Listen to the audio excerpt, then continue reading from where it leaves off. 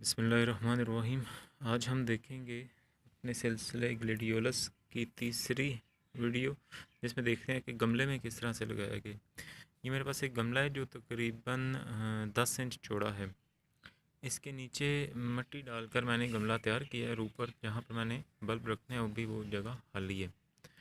आसान सा तरीक़ेकार है, जैसे पिछली वीडियो में भी बताया था कि बल्ब की जितनी मोटाई है तकरीबन इससे 2 गुना आपने इसको ज़मीन में दबाना है। ये बल्ब तकरीबन 1 इंच मोटा है, तो इसको हम अब ज़मीन में कम से कम 2 से 3 इंच के दरमियान दबाएंगे। गमलों में आप तंग करके लगा ज़्यादा डेंस लगा सकते हैं। मैं इस गमले में तकरीबन 5 बल्ब लगाऊंगा, लेकिन अगर आप ज़ाहिर है ज़्यादा लगाएंगे उनको खुराक की ज़रूरत होगी, आपको फर्टिलाइज़ करना पड़ेगा। NPK आप डाल सकते हैं, लेकिन याद रहे कि बल्ब के साथ नहीं डालनी, बल्ब के साथ खाद ला के इनको गला सकती है।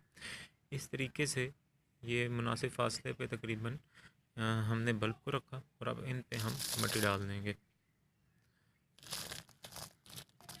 इन पर तकरीबन इतनी हो कि 1.5 से 2 इंच के दरमियान मिट्टी ऊपर आ जाए। मिट्टी डालने के बाद इसको हम पानी देंगे और इस बल्ब को जब ज़मीन आप देखें अगर ऊपर से मिट्टी थोड़ी सी खुश्क हो गई है तो थोड़ा सा पानी आप गमले में मज़ीद दे दें। ये बल्ब कदरे सख्त है लिलियम की निस्बत।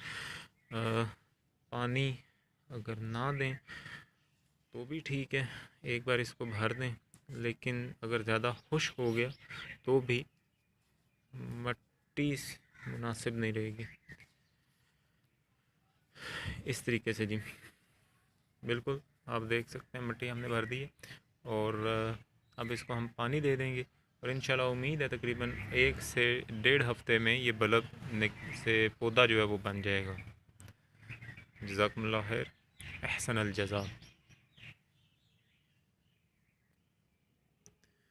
ये कुछ ग्लेडियोलस के पौधे हैं जो 3 हफ्ते पहले लगाए थे गमले में। ये आप देख सकते हैं कि ग्रोथ कर गए, कुछ पहले स्प्राउट हो गए, कुछ बाद में हुए, लेट हुए। जैसे ये वाला गालिबन ये इस हफ्ते में हुआ है। जज़ाकुमुल्लाह खैर, अहसनल जज़ा।